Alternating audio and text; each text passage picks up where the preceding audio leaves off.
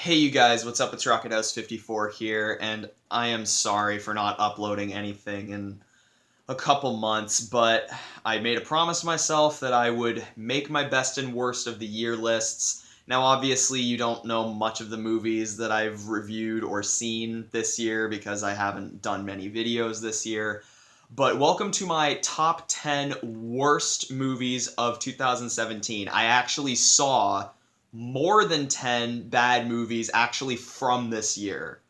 I am equal parts happy and disappointed with myself. But yeah, I actually can't believe that I saw 10 bad movies this year, because normally it's like 2 or 3 from the actual year, and then others that weren't from this year that were like from other years that I saw in this year that were bad. But I actually did see 10 bad movies this year, and if you see me going like this, like over here at any point during the video, it's because I'm reading my list of the worst movies. I'll be doing this for my best list too, but I'll be like reading them off my iPod, and sometimes the screen goes dark, so sometimes I'll do that. Just thought I'd let you know. But anyway, let's start off with the dishonorable mentions. There's only 2, as I said. I did see more than 10, but I don't see normally as many bad movies as most people do.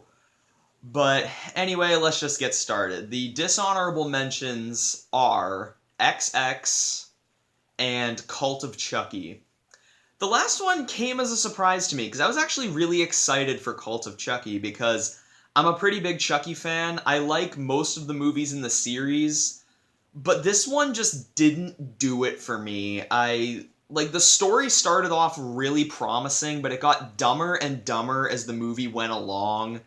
There was one really random, just hilarious moment at one point in the beginning, like near the beginning, that just had me dying laughing. That I don't know why they put it in there, but yeah, it's just like, as I said, I like basically all the Chucky movies, but 5 and 7 just didn't do it for me. Now let's get on to the actual list.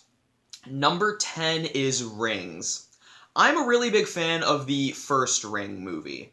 I think it's actually really scary, and it actually disturbed me when I first saw it, I don't know, around 3 or 4 years ago, but it's actually a really good movie, the first one, and the second one, The Ring 2, was actually the first movie I ever reviewed on this channel.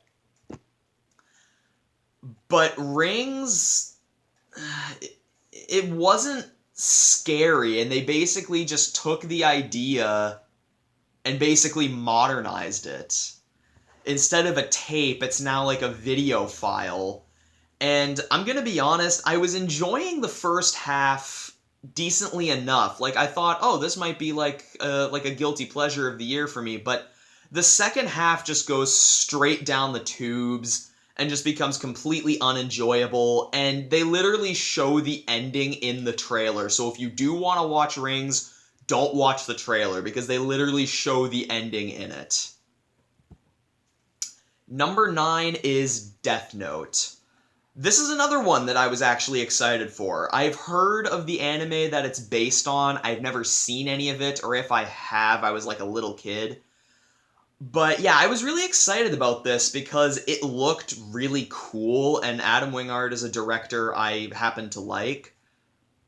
But like Cult of Chucky, it gets dumber and dumber as it goes along. Like, the actual idea is really awesome, but the idea is what makes the anime awesome, because that's what came first. The movie just adapted it, but like, the main flaw I have with Death Note is the fact that the characters start off likable, but you grow to hate them more and more. I couldn't stand Light and his girlfriend by the end of the movie. Like, by the end of the movie, they just become completely different characters, and you don't care about them anymore. Willem Dafoe's performance, however, was really good as Ryuk. He was really creepy, and he can really act. And this isn't the first time you're going to hear me talk about a performance from him for my lists of 2017. Because he is a damn good actor. And, you know, even in some bad movies like this one, he can he can keep it afloat. Like, he was really creepy in this. I really liked him, and I really liked the idea of this film overall, but as I said, like with Cult of Chucky, it just gets dumber and dumber as it goes along, mainly with the characters. Oh boy, there's a lot of Netflix original movies on this list. Number 8 is Take the 10. This is one I mainly watched to get the 2017 ranked list up to a few more, but I also thought it looked kind of cool. The movie itself wasn't dreadfully boring, but it just wasn't funny. It was supposed to be like kind of like a funny, it almost seemed like a road trip movie from what I remember, in a way, because basically what it's about is about these two grocery store clerks. Well, no, not clerks, they're stock boys, I think, played by Josh Peck and Tony Revolori, and they basically get like an idea to. Sorry, guys. I don't remember the plots to a lot of these. When it's about a bad movie, I tend to not really want to remember it. But from what I remember, it's basically about, like, them trying to. They basically, like, steal money from the store they're working. I know I'm not coming off as professional here, but. Yeah, the movie just wasn't really all that funny. Andy Samberg's small part, however, was really, really good. I really liked him in it, but he's only in it for like 5 minutes, unfortunately. But yeah, just overall, just the movie wasn't all that funny for what it was trying to go for.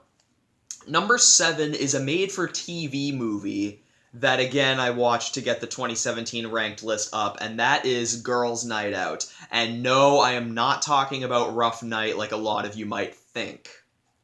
This is a made-for-TV movie called Girls' Night Out. Basically, this is what would happen if you took Rough Night and crossed it with the opening scene of the Purge election year. This movie's basically about this woman who's going to get married, and her friends from college show up to throw her a bachelorette party. But meanwhile, this woman's ex-boyfriend is basically kidnaps her fiance and is like making the girls do like all these weird things. The overall movie just felt very cliched and something we've seen a million times before.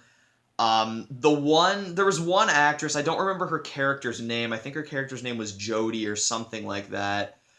But she couldn't act. Like, there was a part where she was like supposed to be crying that just was not convincing. And as I said, the overall product just felt very cliched, especially with the ending. One of the main things I liked about it was some of the music, even though it reminded me to some of the music in Pain and Gain. But just overall, this was just another missed mark and a very cliched horror film. I was trying to remember what number we were on. Number 6 is another Netflix original film. Handsome, a Netflix mystery movie. I love Jeff Garlin. He is one of my favorite comedy actors. I loved his role in Daddy Daycare, and he is hilarious on the TV show The Goldbergs. I really like him. I think he's hilarious. But this is just another missed mark of a comedy movie. As I said with Take the 10, it's just not all that funny. I mean, it seemed like it was supposed to be funny, from what I saw, but it just wasn't. I understand it was a mystery, but I just didn't like it. It wasn't, maybe it wasn't supposed to be a comedy and it was supposed to be a full-out mystery movie, but from what I remember, the trailers marketed it as a comedy, and I just wasn't laughing. I don't think I ever really laughed during this movie. I mean, what was her name? Right. I mean, Leah Remini plays, a Spanish immigrant or something in this movie, and I'm like, she just doesn't sell me as, she just doesn't sell it as, a Spanish person. Luckily, the movie doesn't focus on her very much at all. She's only in it for, 5 minutes, but yeah, just overall a disappointing movie that I expected more from, because Jeff Garlin acted, co-wrote, and directed this, so I still respect Jeff Garlin highly. I still love seeing him on The Goldbergs. Um, Number 5 is a movie that you might not agree with because this got pretty good critic reviews. Number 5 is Alien Covenant. I just want to start off this part by saying I have never seen any of the other Alien films before this. I have never even seen any Ridley Scott films before this. This movie had so much potential to be good, and it failed miserably at almost everything. The characters were all bland and boring.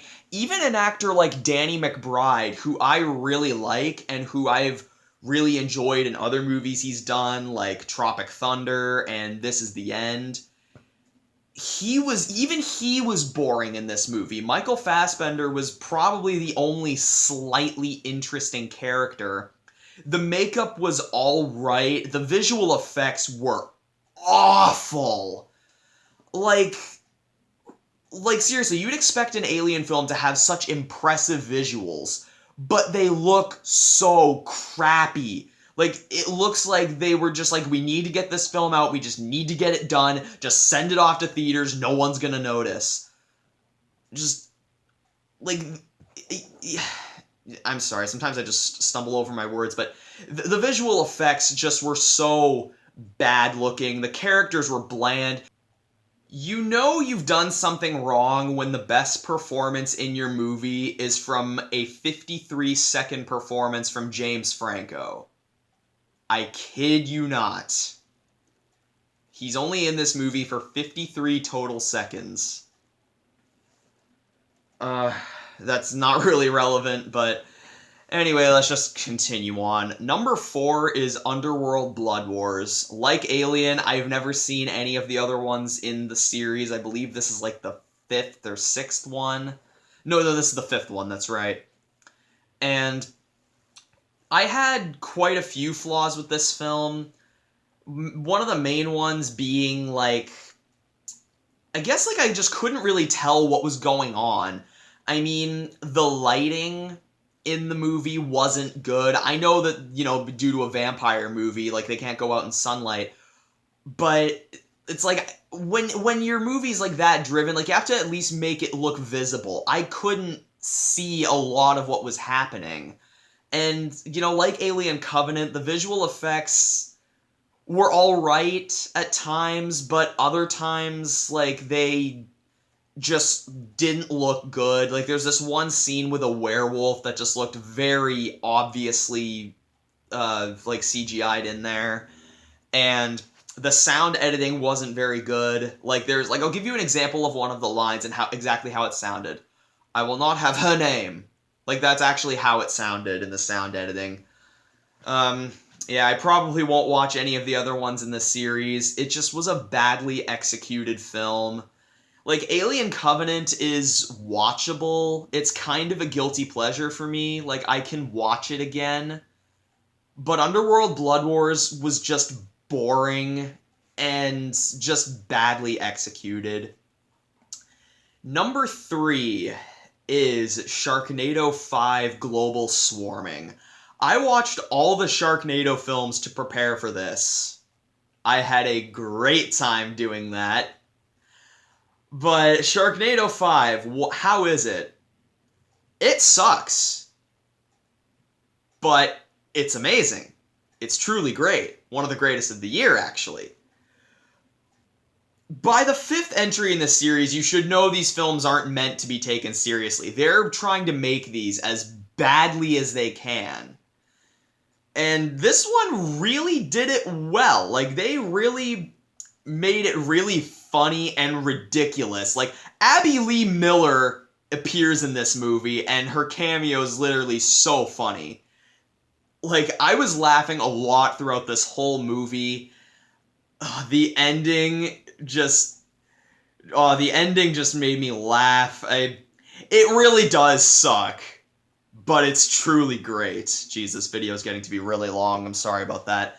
Number 2 is Amityville: The Awakening. I actually got this for free on Google Play Movies, and I decided to watch it when my flight was delayed at the airport a couple months ago. And, you know, it just wasn't scary. Like, there was a lot of jump scares.